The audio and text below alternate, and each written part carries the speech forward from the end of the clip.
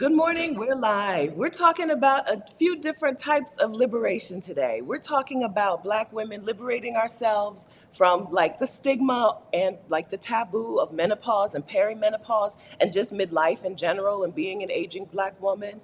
We're also talking about liberating ourselves from like a traditional job and from hustling and grinding, and maybe ways to embrace ease by leaving traditional work behind.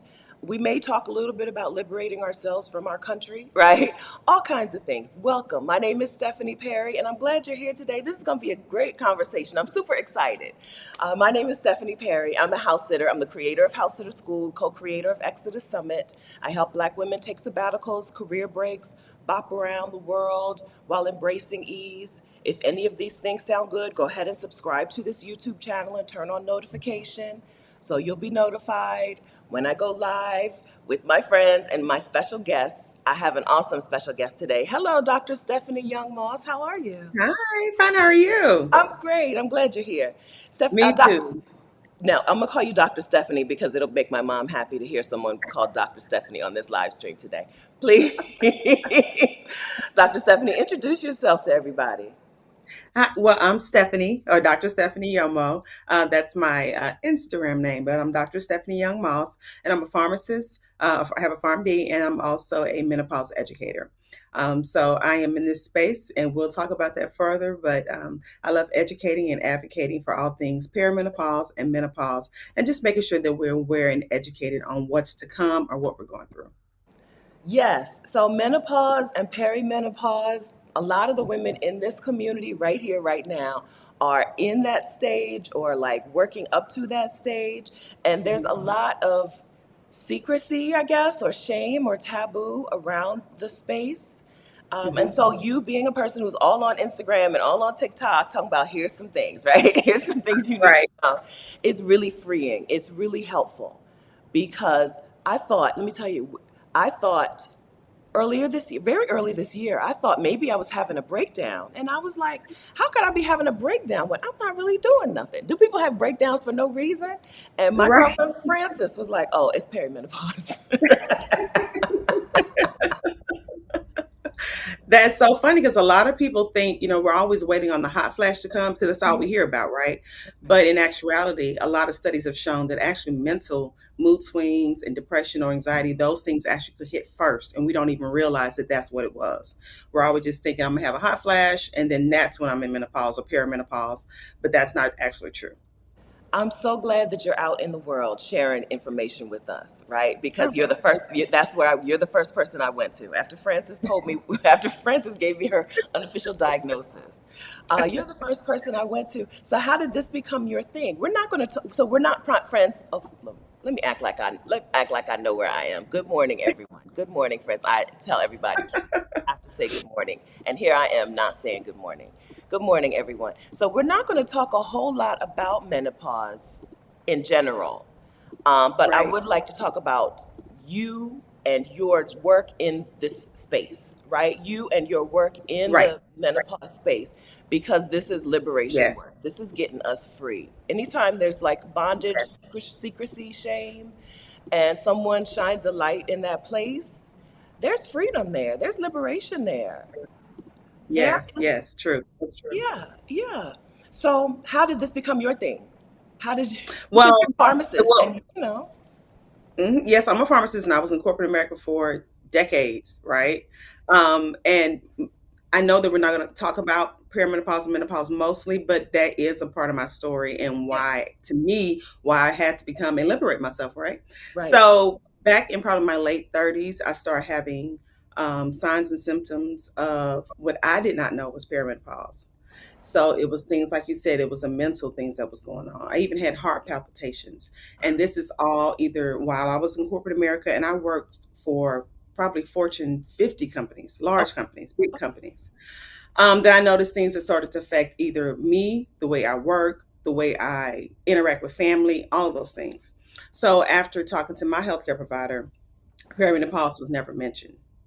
And the thing is, I'm a pharmacist. I went to pharmacy school. We learn about drugs, we learn about herbs, we learn about Yeah. disease states, we learn about women's health, but we did not take a deep dive into perimenopause and menopause. And I think a lot of healthcare professionals, whether they're doctors, whether they're nurses, back then, I think they're changing now. They did not talk a lot about it. They did not deep dive into it. You really learned about it once you got into it. So I went to my doctor because I had heart palpitations, and she sent me to my cardiologist.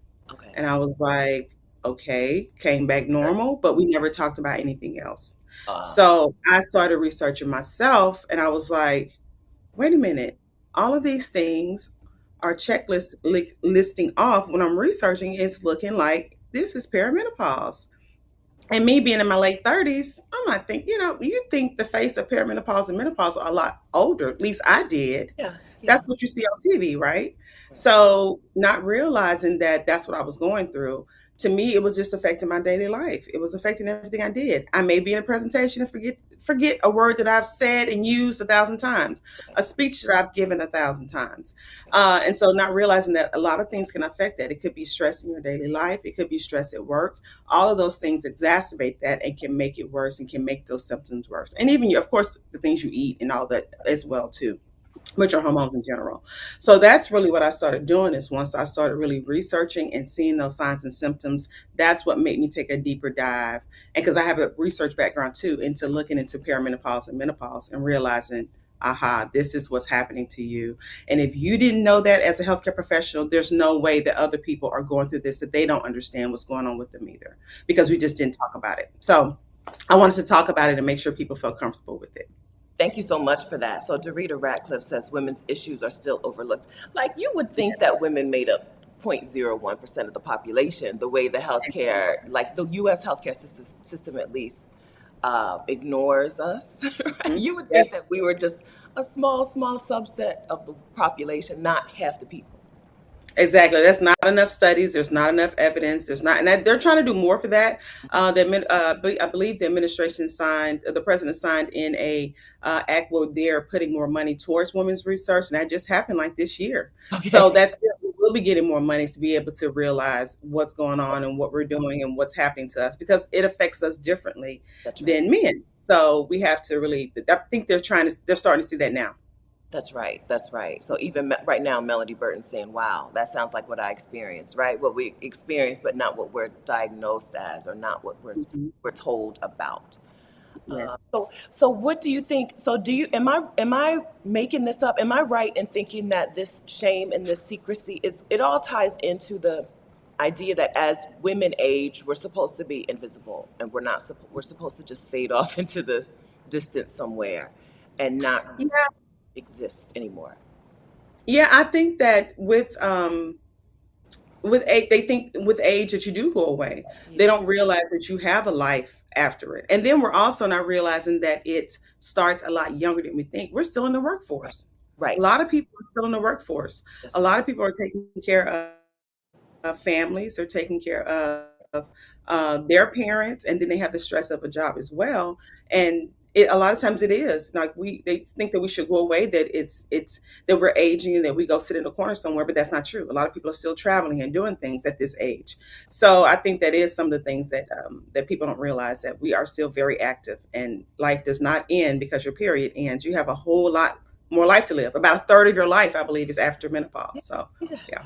I think I'm going to live to a very, very old age. People make fun of me, but I don't see any reason why I won't be 120 years old. So, like, I got more than halfway to go, right? Remember, Exactly. So I claim 95 for myself. I keep saying 95. That's the age I've said, but I'll take over that. 95 or more is what I said. yes, I believe that. Yeah, because remember Yeah. so I think you and I just turned 50. I think you're a little bit younger than me. I've turned 50 this year. Mhm. Oh, good. Oh, we're in the same club. We're about to be in the same club. Okay, good. So remember when we were younger, when someone turns 100, they made the national news.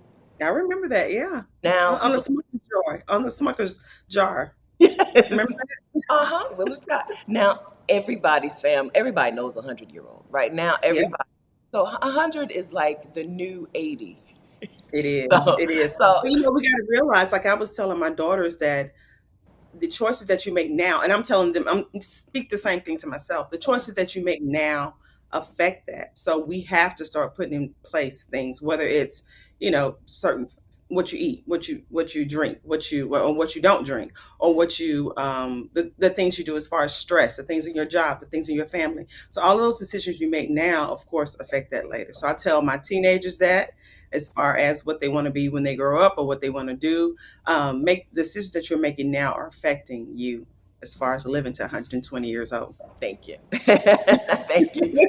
Yeah. So, okay, can you tell us a thing that you tell your daughters to not do to be better 95, 100, 120 year olds? Is there one particular thing, one particular, maybe diet wise or something, one thing that you would stress as a pharmacist and as a Yeah, as and I'm going to say this with a caveat, guys. I'm not perfect, so I will say that I am not 100% natural. I am not 100% vegan. I not 100% alcohol free, caffeine. So I will say that. So I will preference that, of course. But I'm not terrible either. But I will say for especially with my kids, I will say the things that you're eating now because they play volleyball, so they work out a lot. They do a lot of things. I'm like, well, you still have, and they feel like so they can eat anything they want to, right? You have to think about it's not just about, okay, I'm eating this, I can burn it off. It's your mindset of what you're eating.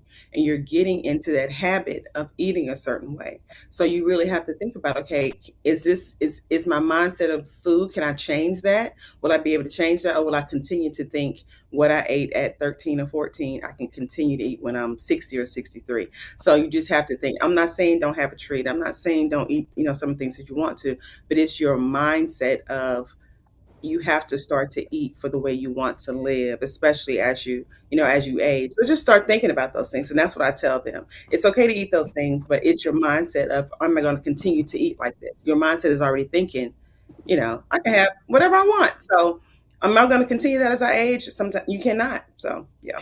You cannot. Let me tell you. Okay, Mhm. so I eat like a child. I still basically eat a child's diet. I flew here yesterday on the plane, and the man was like, "We have chicken fingers," and I was like, "Ooh, chicken fingers." All right, now, um, but it really is hard to switch. I do wish I had started eating better younger. It would be easier now because everything takes a heavier toll on me now, Mhm. instead of Yeah. being second nature. I go to restaurants with friends and they'll be like, "Oh, I'll have this and that," and I'm like, "Wow, I don't have a taste for that. I wish I had developed a taste for that."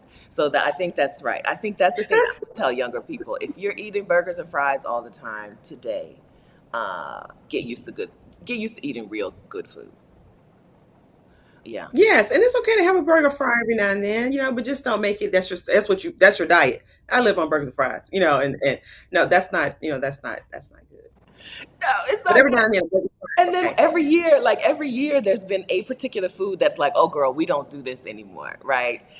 Caffeine one Your year. body tells you that, right? Yes.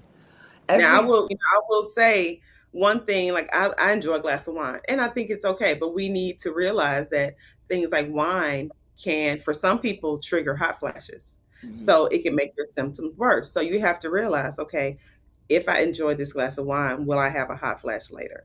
And I'm not saying don't drink it, but you need to realize that. Yeah. So I've noticed, of course, as you age, your body does not process things like it used to, especially alcohol. So you may used to be able to drink and get up and have your day going as your normal day, but now it takes you long to get up. Your eyes may be puffy, you may be groggy. So just think about, do I want to feel like that all day? Okay, so maybe I shouldn't, or maybe I should up my water game if I decide to have a glass of wine. That's right. So just making those little changes. I don't want people to deprive themselves, but just think about, what did I feel like when I did this?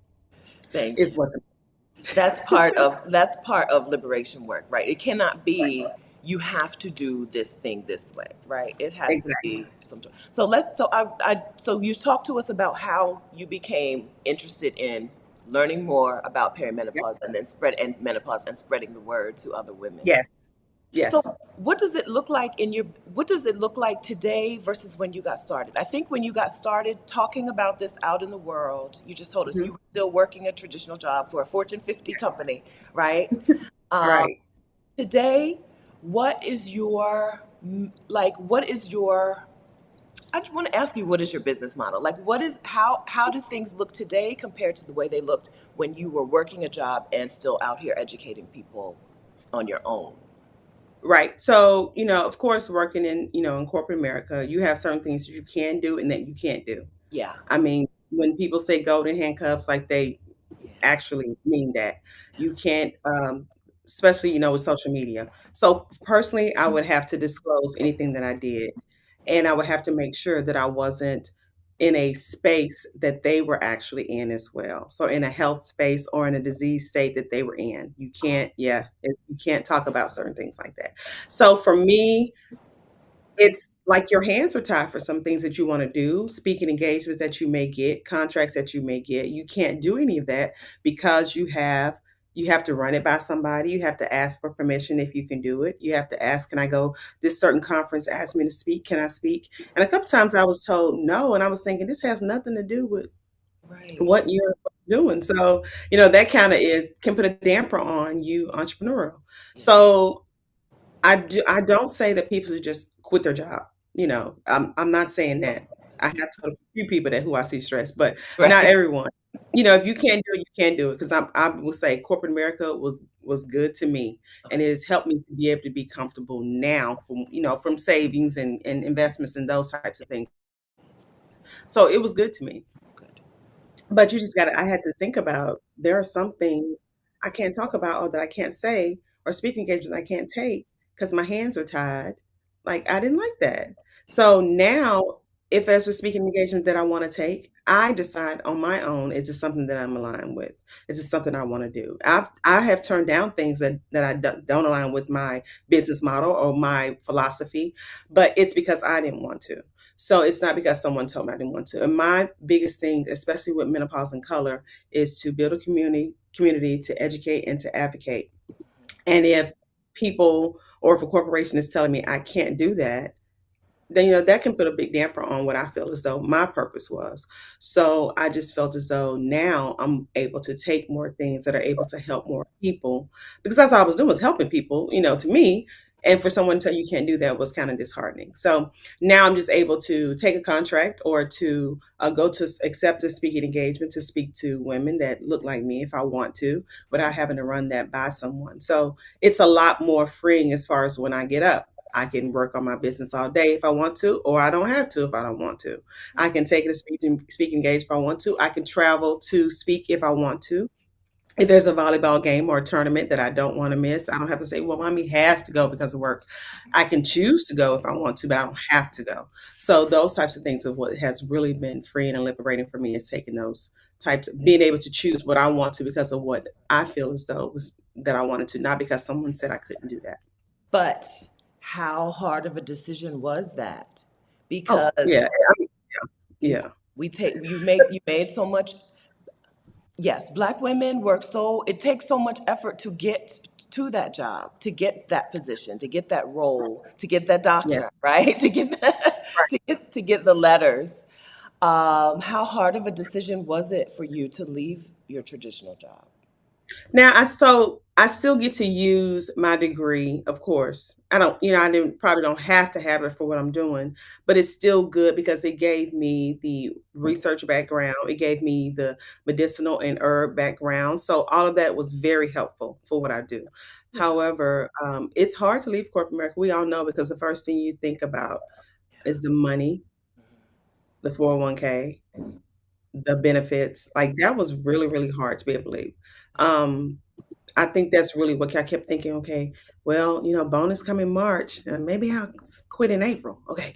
Well, bonus, then if I quit in April, then the bonus come in the starts over in December. Well, so you think about those things. You keep thinking about that. And then you also think, okay, what about insurance? I don't have insurance. I remember talking to my therapist and I was like, well, I want to leave, my job, but what about insurance? I don't have insurance and it costs so much and blah, blah, blah. She was like, have you looked into how much it costs? Have you looked up insurance?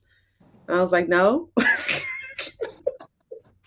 So she said, well, how about you do that first?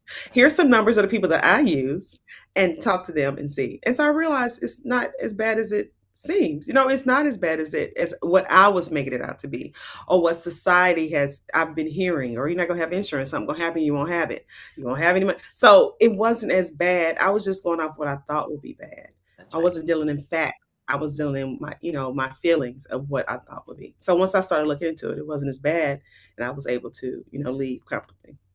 That's a lesson for all of us, right? The boogeyman is super scary until you turn on the light, right? That's Exactly, exactly. Yeah, we come up we can it's we don't come up with these things out of thin air, but we're told all the time about reasons to stay. That's Oh why yeah. they're called golden handcuffs, right? We Oh have yeah. all these reasons to stay. But sometimes it's seriously a calculator and a notepad and a pen away from you're like some of us are a calculator and a pen Mhm. and a notepad away from making a real change. Exactly, exactly. And of course, and our parents are, they're wonderful. They raised, my parents raised me wonderful. You're going to be a doctor, you're going to be a pharmacist. You got that good job. Your boss has been good to you because that's what they were taught Yes. as well, right? So, and listening to that fear is also like, well, shit, I got this good job. They've been so good to me. I don't want to leave. What am I going to do? All of that's in the back of your head, that too. So even deprogramming from that was very helpful.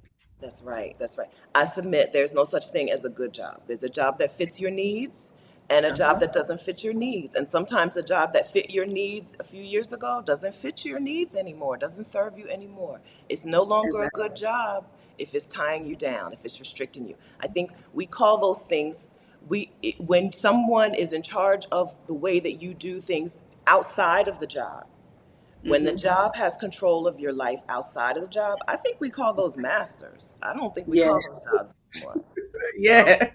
it's okay. It's quite all right to free yourself from that. Get what you came for out of the job. You said it gave you the money, it gave you a good setup to be able to Yes. do what you're doing today. Yeah. Exactly. And I just felt as though it was time. And I see a lot of friends and people even in the community that at a certain age, they just feel like corporate America changed for them. It was like they were even looked at different.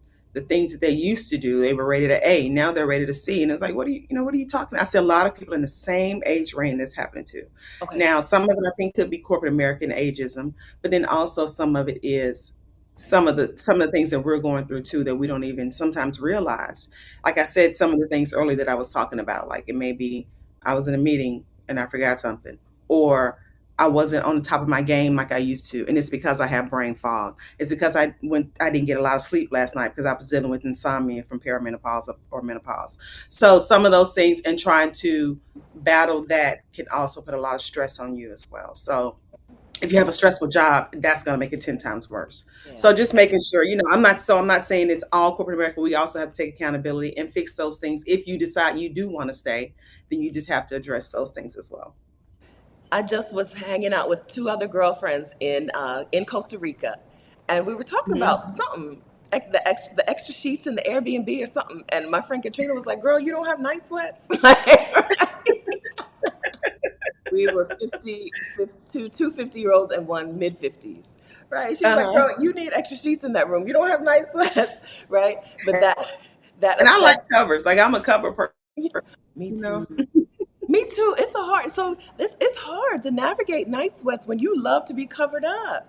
I love to be covered up in the bed. Put the extra. I Mhm. want the top sheet. Nowadays a lot of people don't put a top sheet on the bed. They Yeah. just have a comforter. I want a Oh, I top. have to have a top sheet. Yeah. Yes. I want the top sheet. I want the comforter. If you have an extra throw, I want that as well, right? Mhm. But I want the then weight. It's just yes, the weight of the covers. it feels so snug. And then all of a sudden you feel like you about to die. It's that. Versus one leg out, then it's two legs out, and then you get cold, so you put it back on. So yeah. And then the next thing, I used to soak through the sheets. I think I'm on my way out of perimenopause and into menopause. I'm a few months away Okay. from menopause, I think. And Oh, I good. used to really be like a sheet soaker. Wake up in the middle of the night and I need to change the sheets. That kind of night sweats. And I've made it Yeah. to the other side of that. Hallelujah. I think Good. it's been a Good. while since that's been here. But that affects.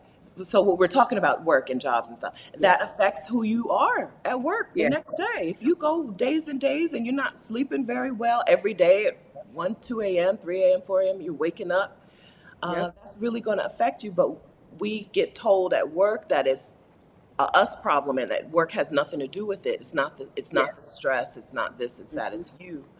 And Yep. we start to see. You mentioned that women can start to see their like performance evaluations and stuff slipping, Uh-huh. Yep. and Yep. have So yeah. go ahead.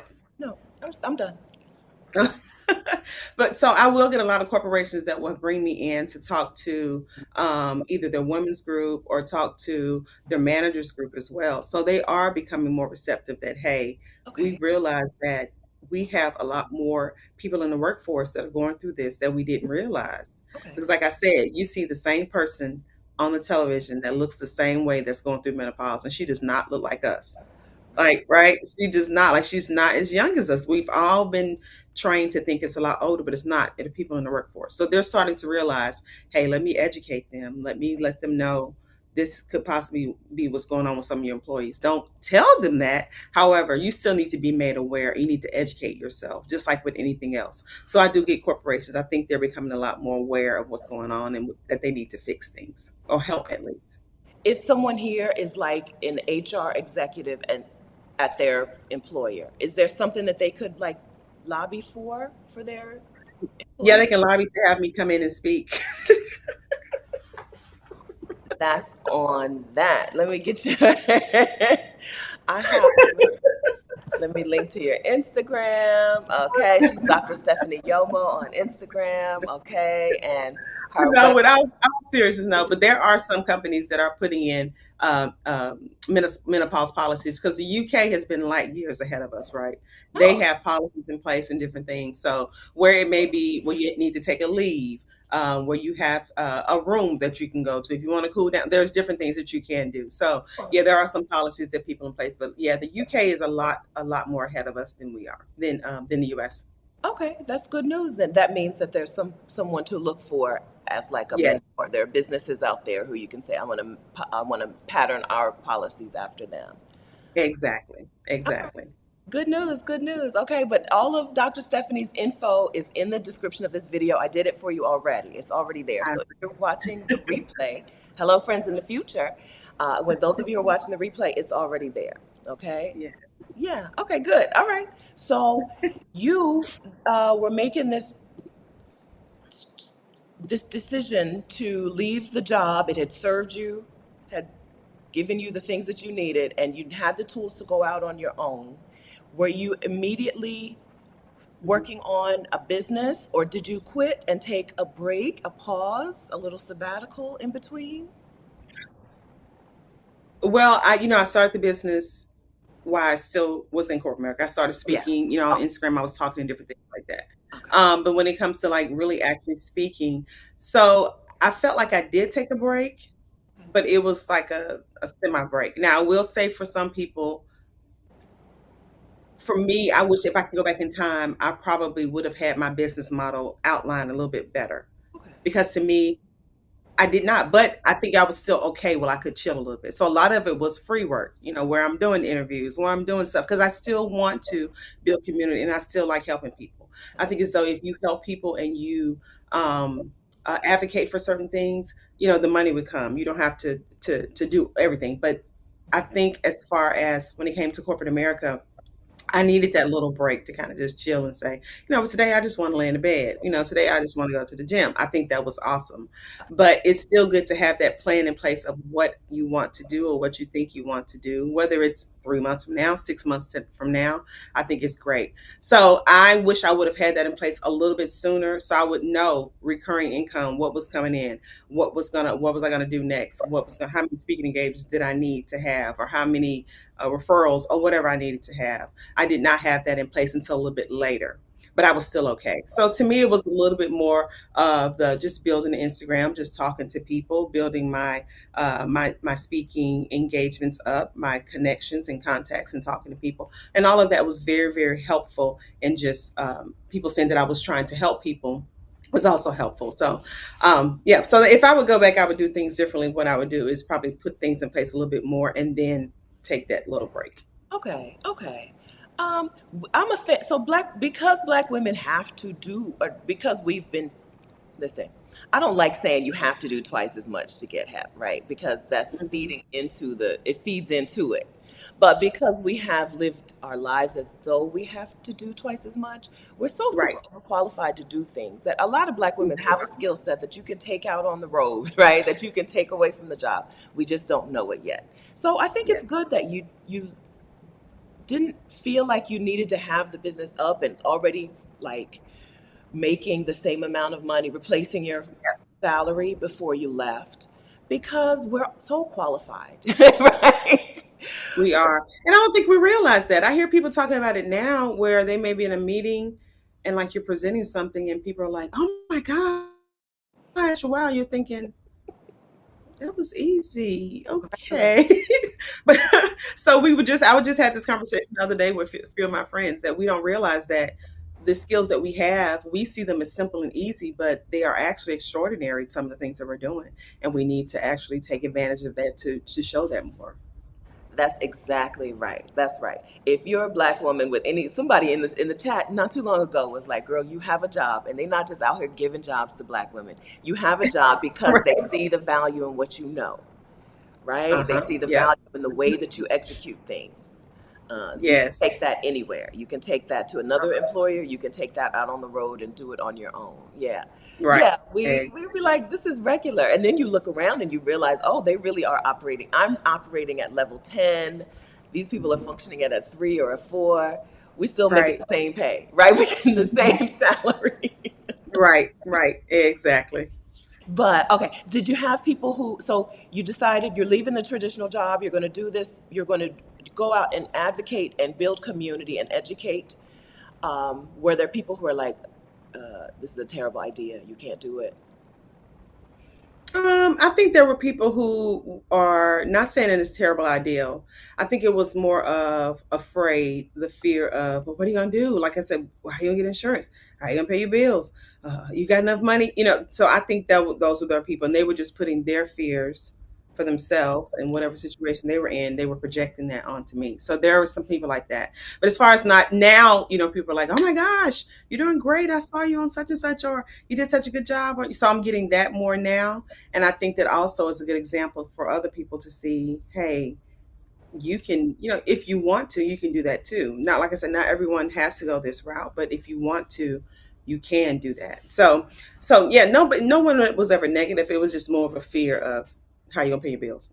Even your parents who were like, we're going to be a doctor. Okay, we're getting this. We're going to get this PharmD. Even they were cool. Yeah, well, I think at first my mom and my dad were kind of like afraid, but they never really verbally expressed it. Like, what are you gonna do? But I still can kind of tell they were just like, you're gonna start interviewing again. No, I'm not. So I do still get asked that a lot. Are you gonna go for you gonna start looking at a job? I'm not. I have a business. This is so And super now, and every fun. once in a while, when I'm pulling tax documents from past years, I'm like, ooh, maybe no, I'm not gonna do that because Not it's going not back. all about, We're it's not, not about I'm not going back. I believe the phrase is, we're not going back. We're not going back. Okay. That's the phrase here. We're not going back. Yeah, yeah. Yeah, I understand that. Are you going to start applying for some jobs again? I understand that. People don't understand how this kind of world works, right? How Exactly. the speaker coach world works. Yeah. Exactly. Um, do you, I lost it. I know it was a good question though. It was a good one. So you didn't have to, there were no people in your world that you had to convince. I think you're married though, yes? No, not anymore. Oh, okay. Okay. All right. Liberated. All right. So and we still have a great relationship. So he will ask, "Are you gonna start interviewing for jobs?" And I'm like, "I'm not. No." Yeah. Yeah. We're not going back, Lord Lily. Yeah. Okay. So you're out in the world, you're taking what you know, you're building community, and you're speaking, coaching. Any book coming?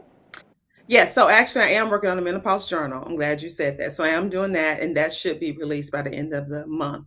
I probably need to just say a date, but see how that goes. When you're a perfectionist, you know how that goes. Uh-huh. But so I probably should just say a date, and then it'll get done by then instead of me keep looking at it 1,000 times. But yeah, so there would be a menopause journal, and it would just be a journal that not just has just lines, but it also has information about perimenopause and menopause.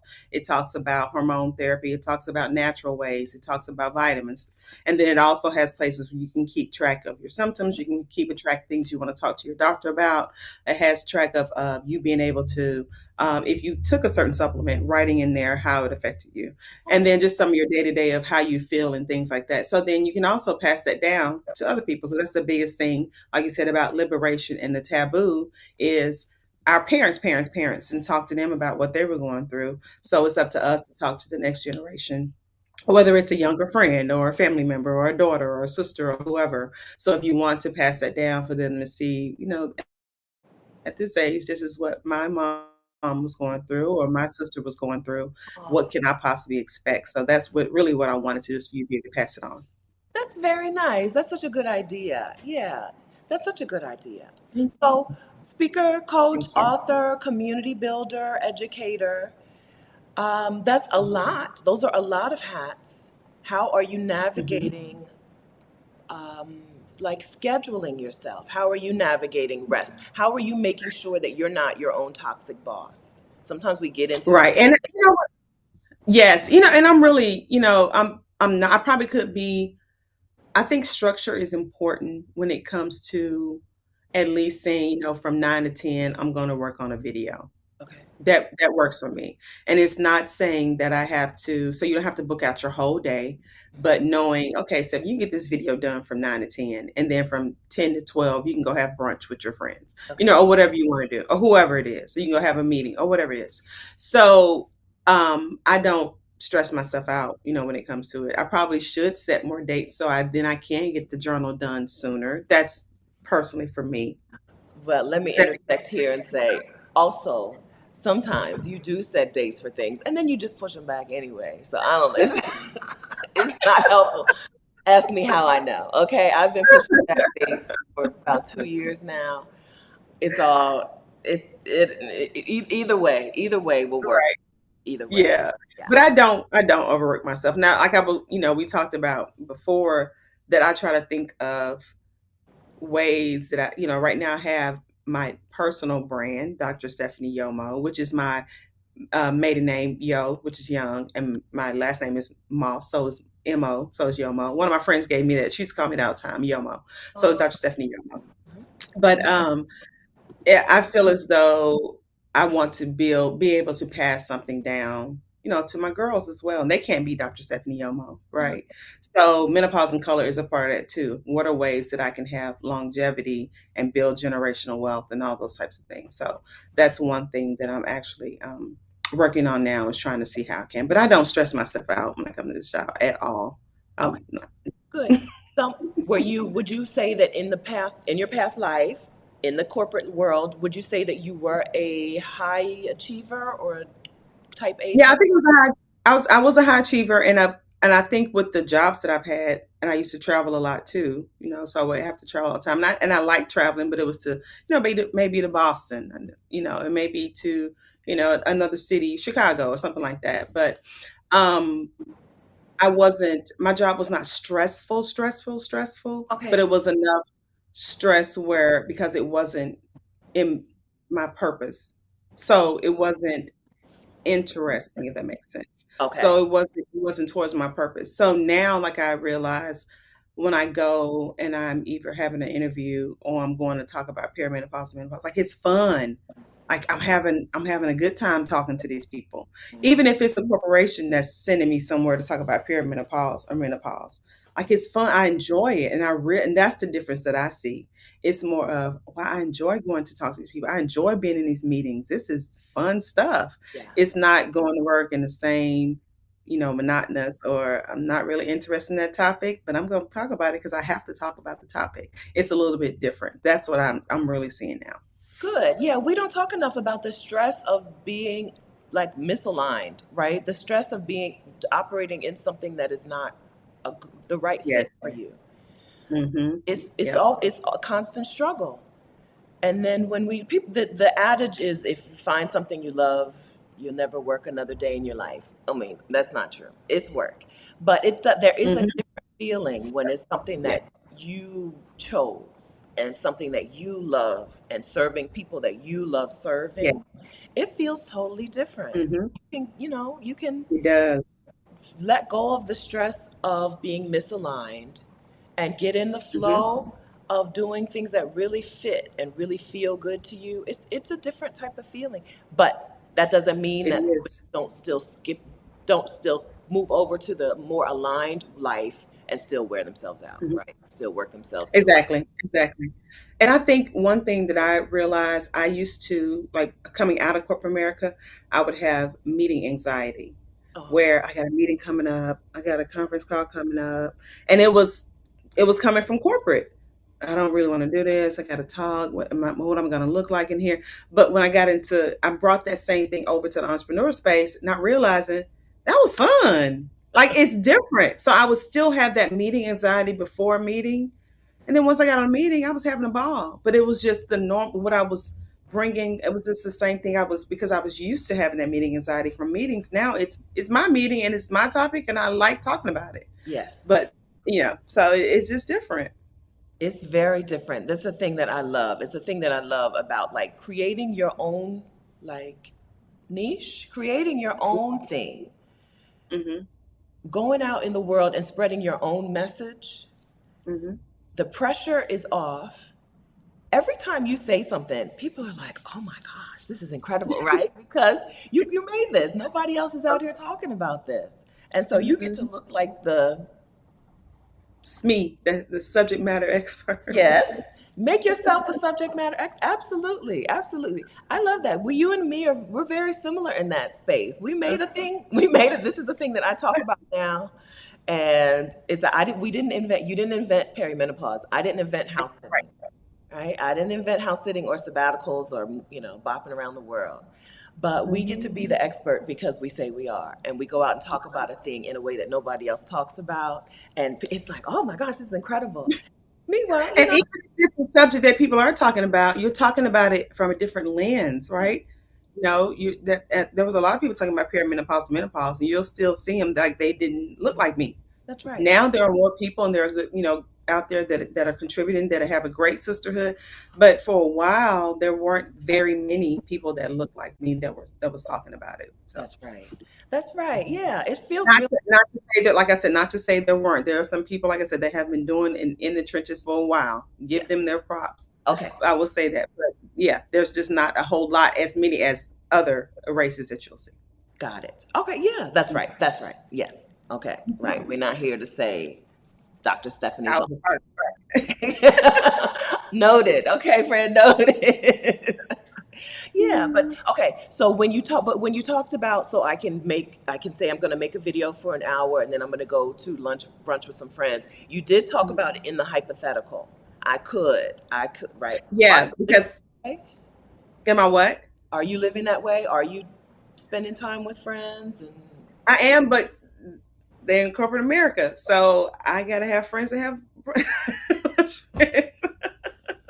you need But some? I do have a couple that may either have a work from home job where they can take a lunch, Okay. or I do have a few friends that live here that actually are entrepreneurs that I can go, out and do stuff like that with. Or it just may even be, I want to take a longer walk, right now, or I want to go to the mall, I need to go get my hair retied, or just any of those types of things Yeah. that makes it a lot more easier to do.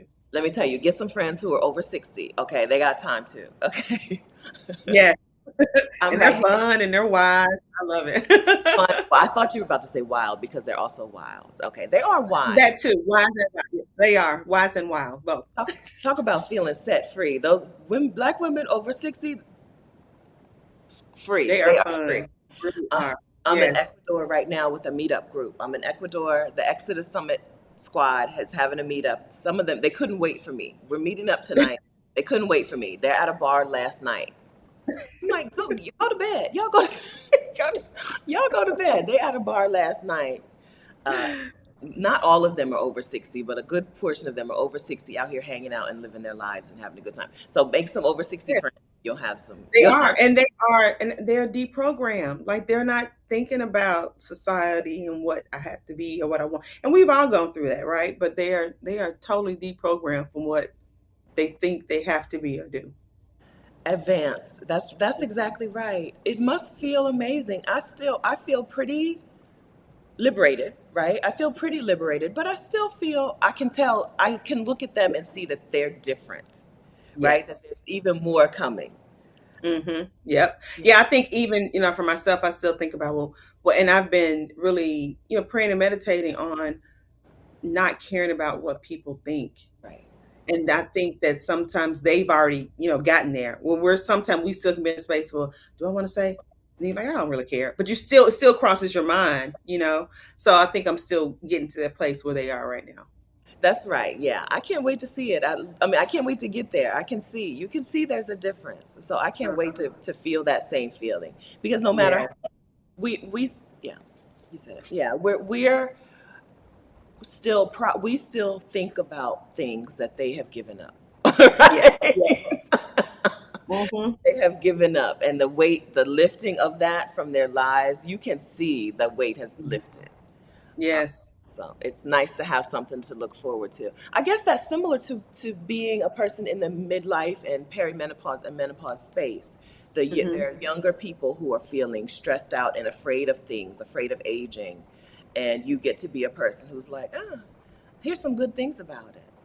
Here's Exactly. And that's why, a lot of my videos, I do talk about signs and symptoms because I think it's important for people to know that, and I do want them to know not everything is perimenopause and menopause related, but some things are. So they just need to be aware of those things. So I do talk about a lot about signs and symptoms, but what I don't want to do is to build that with fear. I don't want them to be afraid. So I really sat down like last year and thought, okay, Stephanie, you don't want people to. I had a young lady who was 28 at a conference come up to me and she was like, I'm so scared. And I was like, I don't ever want you to feel afraid. Like, I don't want you, like, it's not about that.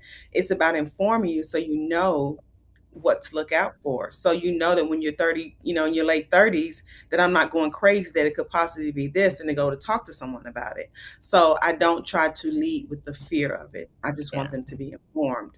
So I really try and just like my motto is life does not end with your period. Like this is some of the best years, of my life. So I want them to feel the same way that, hey, I'm getting there. I don't have to lose, who I am. I'm still desirable. If that's what you want to be, I still can have fun. I want them to see that too. So that's what I'm really trying to go towards. that's right. So I'm not an attorney, but life does not end with your period. Is that trademarkable? Can you protect that? It's trademarkable. Could be Okay. my tag. Now, menopause and color is trademark. Guys, don't go out there on the internet. But yeah, get my stuff. Because I can We said it here, timestamp. timestamp it. Yes, I can imagine some vitamin somebody out in the future wanting to use "Life does not end with your period." Hold on to that. However you can, however you can. Yes. Yeah, yeah. I think I've been a person who was afraid of aging up until I started being, gotten into my mid 40s and 50s, and then I was like, oh, it's actually pretty nice. I think Mhm. that we just live in a society that makes it so like scary Yeah. because like we started off saying, the idea is that, oh, as you age you're supposed to just disappear, you're supposed to just Mhm. become invisible, slowly fade away, and then one day you die, right? Not, life is pretty nice. Being 50 is is a pretty nice It, place, and 60 and 70 looks pretty awesome. it does. Especially, I can't wait for 110. What you gonna be telling the people out there? I'll be 110 floating around in my little hoverboard, right? I'm gonna be an active super senior, right? Right. Out here Exactly. living life, and eating real food. But that's not going to happen until Yeah. I start eating real food. Yeah. All right. So we've prescribed to you some older friends, some senior citizen friends, so that you can enjoy the fullness of having time freedom, right? What Yes. can you tell us some things that you are doing now that you're independently, now that you're self-employed, some things that you get to do in your life that did not fit in corporate life? Besides being able to talk to whatever group I want to at any time I want to, I think that's probably the biggest thing. It's not feeling like I'm my brand. I'm not their brand. So I think that's the biggest thing of, okay, I have to put on this certain hat. I have to do so. I remember even my daughter telling me, Mom, you talk different on your conference calls. Yeah, yeah. We all did. Yeah, we do. So, and I was like, yeah. And I'm realizing like they don't do that. I mean, I know they're younger, but they don't, I'm noticing they don't do, they don't have to do that. No, But I was like, yeah, mommy does probably talk a little bit different. Yeah, I do. So even just being myself and just having fun, like, girl, you don't have to deal with perimenopause, menopause. It's just fun to be able to just be yourself. And a lot of people say, well, I'm myself in my corporate job, but it's still different. it It's is. different. It is It's different. different. Yeah, my business in Exodus Summit, my business partner is Rashida Dow, and that is her like stamp. What you know about Rashida is that she does not talk to people she doesn't want to talk to, right? She doesn't talk Mhm. to people that she's not going to, if she's not going to enjoy it, she doesn't talk to them. And so sometimes Exactly. I'll be like, "Do you want to talk to so and so? Like, do you want to see if we can get on so and so's platform, right? Be Mhm. interviewed by them on their platform?" She'd be like, "No," right?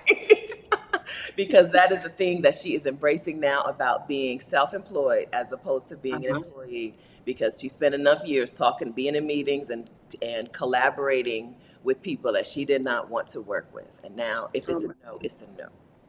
Yes, yes, that is so good because I will have people that reach out to me, but now they reach out to me because they've seen me, they see how I am on Instagram, they know I have menopause and color, they know what it's about, so that's what they're coming to me for. Yes. So they know what they're getting. So I can work with you because you know this is what I am and this is who I, this is what I talk about. This is my purpose. Yeah. So Yeah. it's a lot more freeing to be able to do that than have to represent a company a certain way, the way that they want to be That's represented. right. And you said, I'm my brand, right? You being your brand is exactly why they know what they're getting before they show up. We don't have to do the Exactly. dance of, are they going to be cool? Are we going to be, right? Are they going to be this or that? Are they going to come in here racist and misogynist and sexist and, right? No, Mhm. because they know who they're dealing with. Exactly. They're not going to come in that way. Mhm. Really makes everything better. Yep. Being your own brand, being self-employed really alleviates a lot of the stressors for all of the stress Yes. that it brings, Mhm. right? Because Yep. payday is there's no not really a payday anymore. I My YouTube channel is the closest I get to an actual consistent payday. They pay on the Yeah. 21st of the month, right? Uh-huh. But other than that, it would be nice to have a standard payday. And sometimes I Yeah. miss having coworkers when I do my own thing by myself. Sometimes I miss having coworkers. There are some stressors that come from being self-employed that you don't have when you're employed, Right. Right. That's true. but it's It's worth it. still, yes, it is. It is. It is. Yeah. So that's why I said I don't want people to think like I'm gonna quit my job tomorrow. Now what now, Dr. Stephanie, what am I gonna do now? Don't ask me. But like I said, corporate America, it was good when it was good. It afforded me to be able to do a lot of what I'm being able to do now. Yeah. But it is, now I wouldn't trade what I'm doing now for anything. I love to see Black women take what they can get from a job and then leave, right? Take what Exactly. you can get. I talked about this a lot. My first job, I was 15. I wasn't driving yet. I was 15, and I saw a coat in Burlington Coat Factory, and my mom was like, "I'm not paying that money for that coat."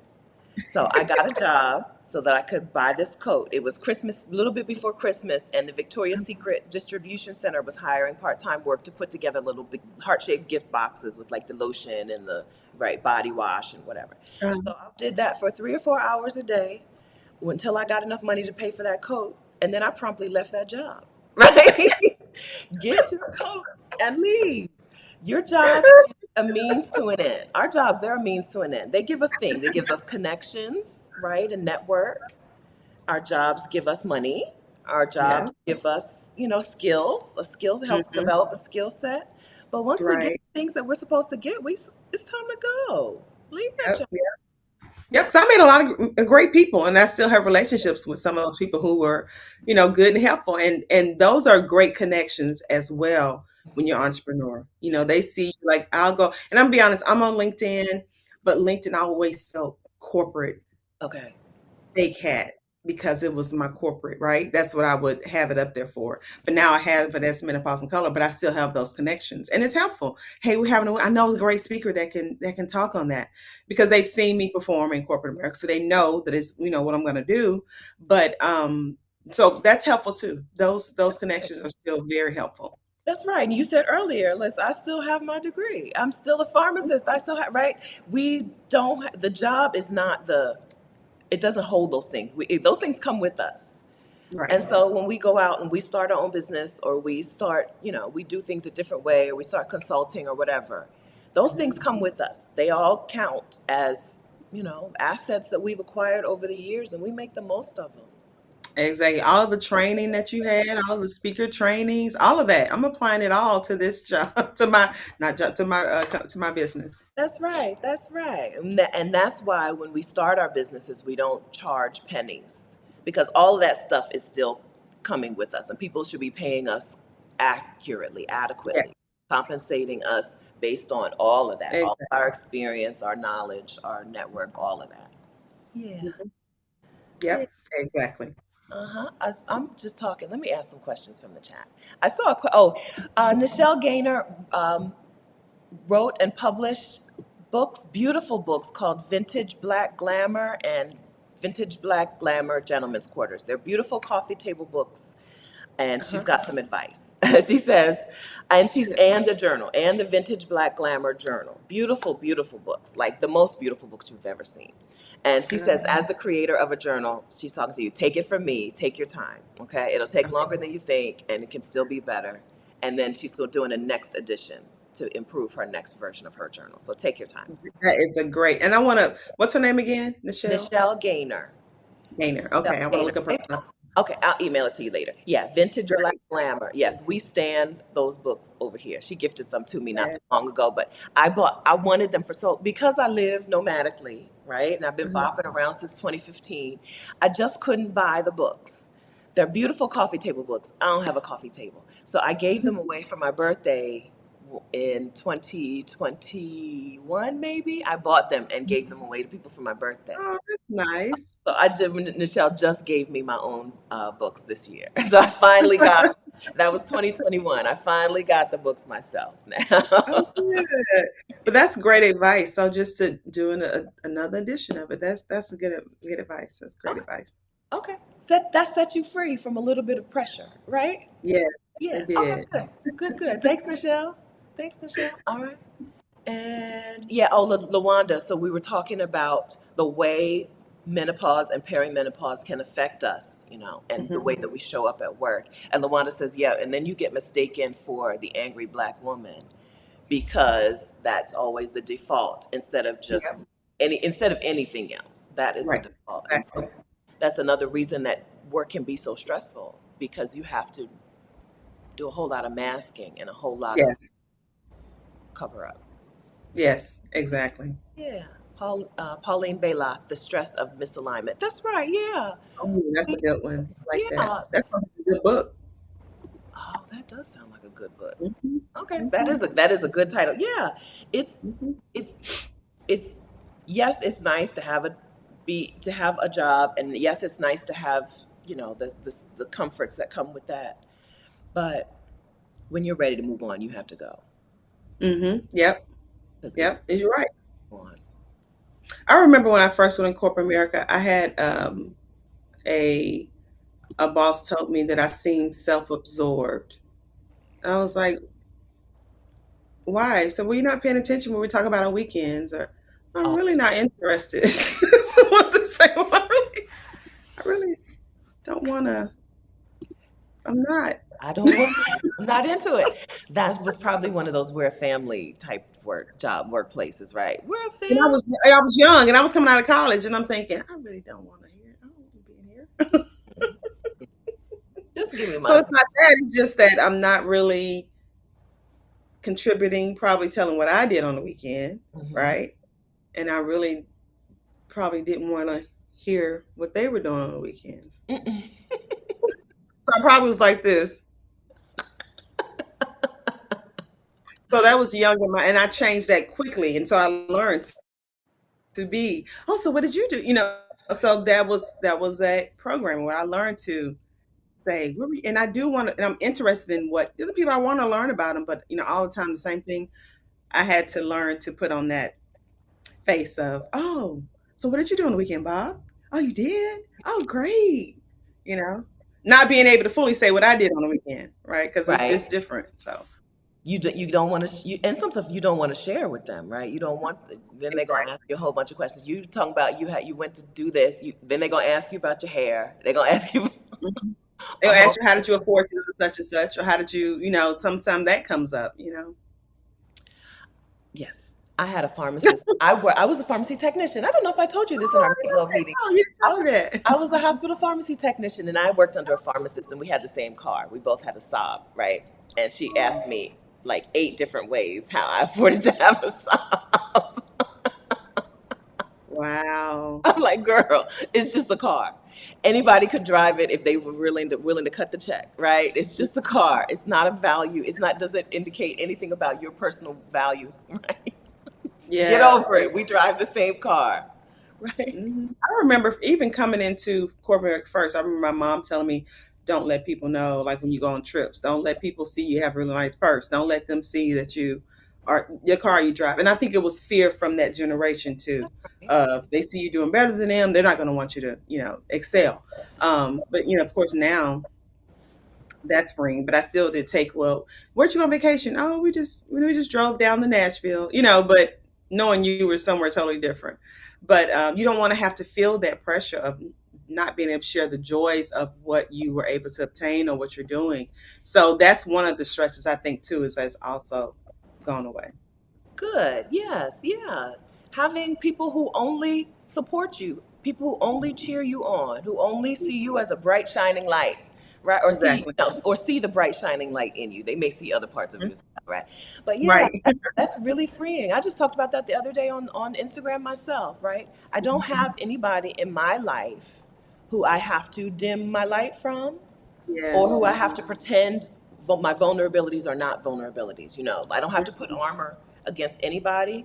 That is Yes, soft life, right? that is. It could soft life to some people is staying in expensive hotel. I'm in a nice hotel right now.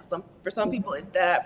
But for me, it's I don't have people in my life who hate on me, right? Hmm. Or who Hmm. want wish me harm, or who would sabotage me in a minute if they thought I was happy. That's Yes. that is soft life. That's very liberating, to not have to worry about or hide your accomplishments or what you're doing or where you're going. I think that's very, very liberating. Absolutely. So let's talk about. So we've talked. I've linked to menopause and color a couple of times. Hmm. Tell we've talked about the ways that how you've made the transition from uh, corporate girly to Uh-huh. an entrepreneur, educator, and community builder, and how you're able to make something that is completely your like vision, your idea. Tell us Hmm. about it. What is it? So Menopause in Color is it's really an education platform to help educate women about menopause and about perimenopause, just so they're able to build a community of people that look like them and for people that are going through the same thing that they're going through, so that they can not feel such a taboo about menopause and perimenopause. Because, like I said, when I was going through it, I know if I didn't understand what was going on, there's no way that other people could know what was going on. So it's education. I educate corporations, I educate individuals, just so they can be able to know, hey, this is what possibly could be happening with me. Um, and then also speak. I do a lot of speaking as well, for Menopause in Color, whether it's educating about disease states or educating about just menopause in general. So it's a platform. I do have a private Facebook group where we do talk about things, and inside of there. But then also the website also has the information as well.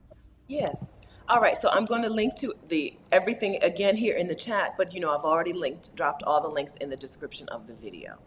Your Instagram. You mentioned earlier that your Instagram name is YoMo because your last name is Yeah. Young Moss, and I wondered if people thought that was your real last name because Oh yeah, I it do. looks like I you get get. people that. I get people that will put me like as an official and to say Dr. Stephanie Yomo, and I'm thinking that's not my name, but maybe that can be my pen name, maybe or whatever. Which it probably could be my pen name for my book, because some people are like, they call me Dr. Yomo, and I'm like, that's not my name. When I That's was just my Instagram name. when I was setting up this video, YouTube was like, I use vidIQ, it's like AI, right? And vidIQ was like, make sure you add in the description Dr. Stephanie Yomo, because that's how people Uh-huh. search for you. Yeah. Exactly. They do. I mean, it's true. So some people do think that's my name, but that's my pen name. Okay, that's good. It's nice to have alias. Black women love an alias anyway. Listen, Right. black women love to listen. I met a woman yesterday, and I'm like, I know her YouTube, I know her Facebook name, but I don't think that's her real Uh-huh. name, right? Black women love alias. Jennifer, Yeah. is there a reason you use Instagram versus YouTube? Well, you know what? I use both. So I have a YouTube page as well. So I have both. Instagram, I think I was on it. I was more comfortable, and I'm gonna start going more towards YouTube because I can give out information, and YouTube will pay me to get information out. Instagram, what did No, you say? that's right. I'm nodding with you. I'm agreeing with you. Instagram, like I think because I'm so used to Instagram, and I know I can pick up, and I like TikTok too. TikTok is great. You know, I like that too. But I keep telling myself, okay, Stephanie, make the videos for YouTube and just take the clips and just put them on Instagram because Zuckerberg is not trying to pay you like that. People say, No, but he is not. He is not. no. He used to. He used to get you on there. Instagram and TikTok both pay people out of a certain pool of money.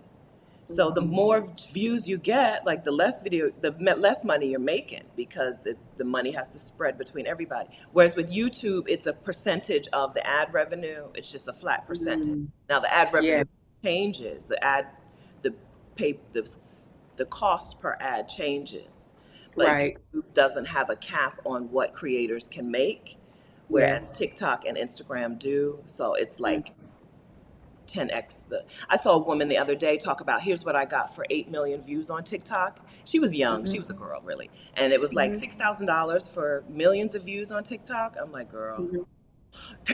come over to YouTube because I have a Yeah. video that's made $25,000 on one video and it's a million Wow. 1 million views, right? Like, come over to YouTube. So So I keep hearing that, and I'm not sure why I'm not just making a video every doggone day. Am I doing? So I will say, so I'm glad someone asked that. So guys, I will say, follow me on YouTube, watch my videos because I do have my longer educational videos are on YouTube, but I still need to crank out more and really just make this my platform and just take the excerpts and put them on Instagram because Instagram sent me a check for 27 cents one time. Like, are you serious, sir? Can you donate this to somebody? that's crazy. Yeah, YouTube regular length videos, not YouTube shorts. YouTube shorts don't pay well, but regular length YouTube videos, that's where the money resides. Do we still say that? Where the money that's where I think that's where the Mhm. money resides. I think you can, yeah.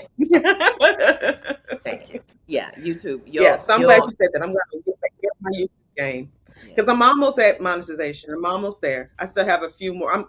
For subscribers, I'm there, but I need more watch hours, which means Yes. I need to have more videos. Yeah, more and don't be afraid of long videos. As you see, we've already been talking for an hour and 10 minutes. Don't be afraid of long videos. That helps you get the watch hours up and helps you start making the money.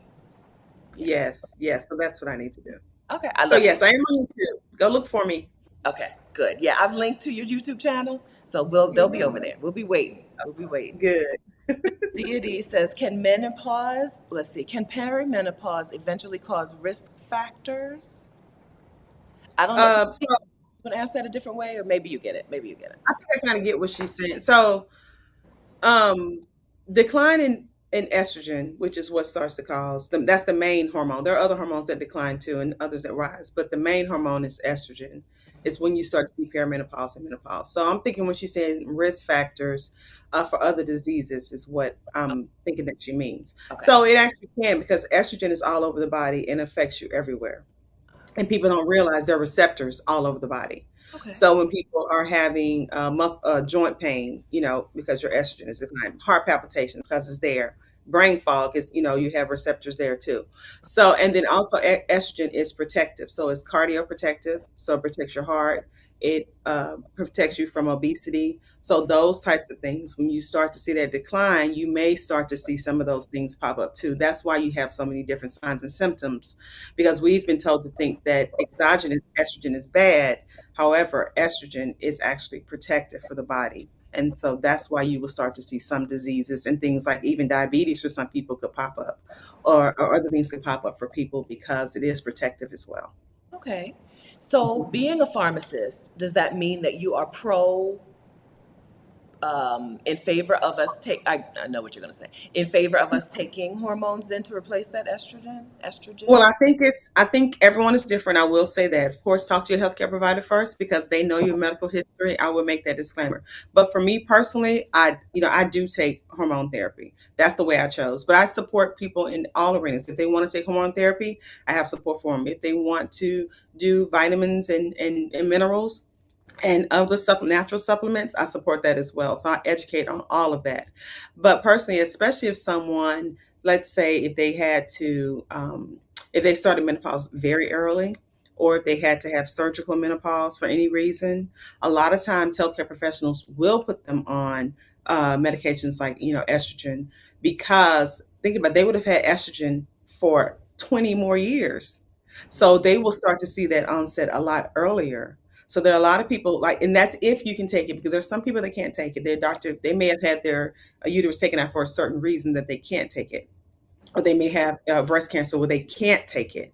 However, if that's not the reason, there needs to be some type of replacement there, because it protects your bones, it protects your heart. And if you don't have it for that long, that's a long time not to have that protective drug in your body to be able to protect you that way. And there are things that, they can say, well, I'm going to do it natural. I'm going to eat phytoestrogens and things that have phytoestrogens in them because that acts like estrogen in the body. If they want to do that, that's totally fine. But there are people who probably should have um, um, a replacement, especially if they would have had estrogen in their body for that long period of time. Okay. Okay. Yeah, I think I have no You clue there what. with me? Yeah, I'm here. I'm sorry. Yeah, I'm in a hotel and sometimes the internet is kind of funny. Okay. But I think I had no clue what estrogen's Okay. role was or is, and so I hadn't even considered Mhm. what's happening if I don't have it, and if it's decreasing. Okay. Yeah, Okay. so a lot of people think it's just for having babies. We think reproductive, but it's more than that. It protects you in a lot of different ways. So that's why you people will start to see, well, I'm achy, or even like for me, my cholesterol was high until I got my estrogen patch and my cholesterol went down. So it's even stuff like that we don't think about. So, like I said, imagine having your uterus taken out in your 30s and not having that protective drug all that time. You'll start to see some of those signs and symptoms a lot sooner. Okay. Okay. Thank you. A strong heart, strong mind wants to know what can be done to minimize brain fog. Well, it just depends on the person. Sometimes, if you're not getting enough sleep, you have that insomnia. That could be one of the things. But then also things that are good for you around, like your vitamin D, your magnesium. All of those things are very good. And then even your omega drugs too. Your omega not drugs, excuse me, your omega supplements, your oils and things of that nature are very helpful with that as well. So your B vitamins give you energy, vitamin B vitamins. So if you have a good multivitamin that have those things in them, especially your vitamin D, vitamin B, magnesium. Those are some of the main things that really help with your menopausal symptoms, Okay. especially vitamin D and brain fog. Okay. Thank you very much. Okay. Thank you. Do you Mhm. have, so now that you've got this time freedom and some location freedom because you can be wherever for most of the time, where in Mhm. the world do you want to be? Oh, right now I'm in Indiana. Okay. It's not so bad. Indianapolis is not bad, guys. It's not bad. I will say that. It has served me well for many years. Okay. I'm sorry for laughing at Deanna. Okay. Yeah, well, I'll laugh first. I laugh first. But I'm not from here. I'm from the South. So that's why I say that. But it has served me well for many years. But I do, see myself when my kids are school age, but once they graduate, I do see maybe living part time, in Indiana because I have a place here, Mhm. and then part time somewhere else. And I've want to, I've been to Ghana, and I'll say, oh, I can live in Ghana for 6 months. I love Accra. I love Accra. But then I want to look at other places too. So I want to look at your Costa Rica, your Ecuador. I want to look at those places too, and maybe move around in those different areas, just somewhere different than it probably probably won't be in the U.S. for those 6 months. So That's I right. can just see, yeah, being independent that way. So I need to start looking at places Yeah, to start to do that. So even if it's, having a retreat somewhere so that I can check out the city would be great. But yeah. So I don't know yet where I want to be. I know not the US for 6 months out the year. good. All right. I agree with that. I agree with that. If I could wave a magic wand, I would get all Black women out and their families out of the US for a significant amount of time. We talked about the stress that you don't know you're carrying at work from like being misaligned. Friend, okay, it's really stressful being a Black woman here. We are in the United States. We're just so used to it that we don't recognize it. Once That's we get right. out for any significant amount of time, you really can feel the difference. And you're like, Hmm. oh, that's why so many people who spend a little bit of time away spend a lot of time away, right? Yes, yes, It's, yes, yes. And I've traveled to Europe, and I've traveled to the Caribbean, but I will never forget when I went to Accra. And when I was there, I had a great time. It was wonderful. uh-huh. But I didn't realize how wonderful it was until I came back. And then I was in, are you there? I'm here. I'm here. You're there? I can hear you. Uh-huh. Okay, good, good. So I didn't realize until I like hit JFK, and like the people were mean and rude. And I was like, oh my God. Like I literally started crying, like, I Oh. was not treated like this just last week. Like this is crazy. I was like, that's when it just really hit me. Like this is not. I can't be here for the rest. For the rest of my life. Okay, we all agree on this. We all agree on this. Friends, I'm going to link you to a couple of different resources right now. If you would like to feel that same, listen, I'm out feeling, right? If you want to feel that same, I'm out of the country, whether it's for good or for just long periods of time, either one, right? I'm going to first link you to Exodus Summit 2024. It's time to register for Exodus Summit. Exodus Summit this is our fifth annual virtual conference for Black women and their families who are ready to start planning their exit strategy. If you'd like to live abroad for a period of time, it's time to register for Exodus Summit 2024. It happens online October 11th through 14th. Early bird tickets are out in the world. Early bird tickets end on September 9th. Okay, go to exodussummit.com and get your ticket. But also, I want to link you guys to a quiz that will help point you to some places in the world that might be a really good fit for you. Which country, or it's really which city is might be a good fit? Which city might you want to consider moving to? Take your quiz at exodussummit.com and feel free to share that quiz with anybody who you think would like to like investigate some places. Maybe get a little idea, a little seed of an idea for where they would want to be. I'm getting excited because I need to go take the quiz myself because I really don't know. I need to travel more to these places to really see where I want to be. So I'm going to go take the quiz myself. Okay, good. Thank you. Yeah. So once you get, so there are a lot of places that work, right? There are a lot of places that will fit for most people, I think. And then there are some places that you get to and you're just like, there's like a vibe, a feeling. You're like, this is it. This is it. For me, it was Right. Portugal. As soon as I got to Lisbon, I was like, her. Right?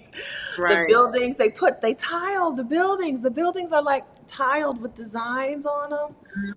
I just can't. I love those. I have a bag right in front of me that is a picture that's like this kind of tile. The outside of the buildings look Yeah. like this. Like, Uh-huh. that's for me. That's I think they beautiful. advertise 300 days of sunshine out of the year. Mm-hmm. That's my homie. Oh, that's good. That's good.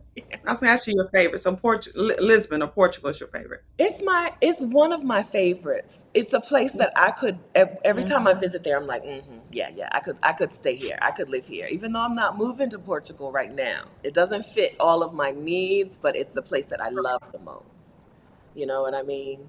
Costa Rica Yes. Yes. fits my needs the Uh-huh. best. And I think that's what's good about going to different places. I think, even if it's living somewhere 3 months or 6 months, out the year, I think would be a good Yeah. trade off for. Absolutely, absolutely. The the benefits that you get from being in another place, right? There's no time limit on them. So absolutely, Right. yeah. And then some people like places they live. I happen to be in exotic Dover, Delaware, when I Hmm. was last in the U.S. And so that's not a place Okay. that I would choose to stick around. But some people are in places where they like it, and there's a it's fun there, and it's a nice Mhm. vibe, and they like the people there, and all of that. So yeah, it doesn't have to be I don't live there anymore. I'm gone. Right. Half the year, going back and forth half the year. I'm guessing for you it would include being gone in the wintertime in Indiana, Oh right? yeah, yeah. It would definitely be the winter time because I think that's a big. Summertime is fine. There's, a lot of people really misjudge Indianapolis. It's, it's a big city. It's a metropolitan city. We have a lot. We have a football team. We got a basketball team, like professional. Downtown is nice. Cost of living is affordable. Global warming, we're in the center. Like we're good. To be honest, like, all that is good. Uh-huh. But it's just not. I wouldn't. I would say I wouldn't stay here forever, but I've been here for almost 25 years. I Yeah. will say that. Yeah. But I was only supposed to be here 2 years. I mean, when I Okay. moved here, I'd be here 2 years. I'm moving back to the South. Then I got married and had kids, and it's a good place to raise kids. Like it's good. So Okay. I won't be leaving until they graduate because they're Midwesterners. Are they? Yeah, Mhm. there are places where as Pittsburgh women always say talk about Pittsburgh that same way that you're talking about Yeah, Indiana. I've heard that. Right. Yeah. Hmm. They like it there. The cost of living is nice and the people are nice and it's walkable and whatever. It's just winters. Okay, it's just I need to be out of here before winter kicks in. I get it. And it's not a lot of, to me, it's not a lot of cultural, things to me, for Black women. We do have our events that we have that are great. That maybe once a year or twice a year, and we do have things to do. Like we have a big art fair. I just went to yesterday. It was a Black art fair, and it's great. So there are things in the city that there are to do, but I just think I need more. I need more. Like Yeah. even my youngest asked, like, "Why do we live here?" I was like, Oh "Well, really? Was she born there? yeah, she was born here, but Oh like my when we God. go visit, like I'm to be honest, when they go to Atlanta, like they're like, "Oh my gosh." Like, this is great. Okay. Like, so they see the difference, and this is when she was really young. Like, this is right around the time I remember when Black Panther came out. I promise she was about Uh, 6. oh, And we went to Atlanta and she literally said, "Oh my God, this is Wakanda." okay. Oh my God. Like she was so excited. They just want to see probably more people that look like them, more things to do and that caters to what they like. And I Yeah. think sometimes people take that for granted. Yes. You know. Absolutely. I'm from Mhm. Delaware, which is blacker than people know. Delaware is a black place, but I grew up in Ohio, in Westerville, Ohio, right? So I Uh-huh. can understand being like, wait a minute, Atlanta is, wait a minute, there's black people here. The murals are black faces. Like, this place is awesome. I can Um, understand that. Now, Yeah. Indianapolis is a lot like, so I grew up in Chattanooga, Tennessee, Okay. and Indianapolis, they're kind of similar with the makeup, but Chattanooga is just Okay. Southern. But Okay. then I went to pharmacy school in New Orleans. So I was in New Orleans for 4 years and I moved to Indianapolis. Like, I was like, oh my gosh. It was like culture shock. It was That's because it was wow. totally different. It Hmm. was. So now, like I said, it's still a good city. It actually is. And they have things to do and people are great. But yeah, it was a culture shock when I first moved here.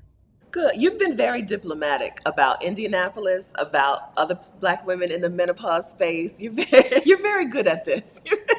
Whereas I'll be like, Atlanta is awful, and here's why. You're very good at this. Very good. Very wonderful. Do you think there's anything that we haven't covered today? I really appreciate you coming in and talking about something a little different. So, yes, we talked menopause, but I really appreciate you coming and talking about you liberating yourself from the traditional job, you branching Mhm. out on your own and creating something that you want totally from scratch. I Right. really, really enjoyed this conversation. Anything that we didn't talk about that you wanted to get in? I don't think so. So I appreciate being able to talk about something different because usually I am always talking about perimenopause, menopause, which I enjoy, Yeah. and even to give a couple of tips, that's fine. So I do appreciate you giving me even a different outlook on myself. Like when you called me a liberator, and I was like, oh, I am a liberator. Wow. I don't think you don't think about things like that. So I enjoy to be able to just talk about it and build community and let people know that you're not alone. You don't have to go through this alone. You have other people you can talk to and here's where you can find it. So I don't think there's anything else that we missed. Good. This was super fun. This was great. Okay, so thank you so much. I'm going to link to two things one more time. So I'm going to link to the Menopause in Color Facebook community. Okay. This is for you if, oops, I know we've already talked about it a couple of times, but the community is for anyone watching if she's, Going through perimenopause. I think she may be going through perimenopause and menopause, or even she just wants to learn more about it too, and just build community is a great for those type of people. yes. And then Dr. Stephanie YoungMoss is Dr. Stephanie Yomo on Instagram, on TikTok, and here on YouTube. Follow her Yes. in those places as well. Okay, these are places where you can follow, share her information out with the world, so that people won't be like me thinking like, Is this a breakdown? What's happening?" Let people know. Oh, these are things that you can expect in perimenopause, in menopause. Okay, and here's some things that you can do to work on to fix some things, and not just be laying in the bed drenched in sweat all night long. All right. Thank you, friends. Thank you so much, Stephanie. Okay, this was wonderful. Thank you so much. Please hang out for just a second. I And will. thank you, everybody. Thank you for being here. Thank you, as always, for making this such a wonderful community.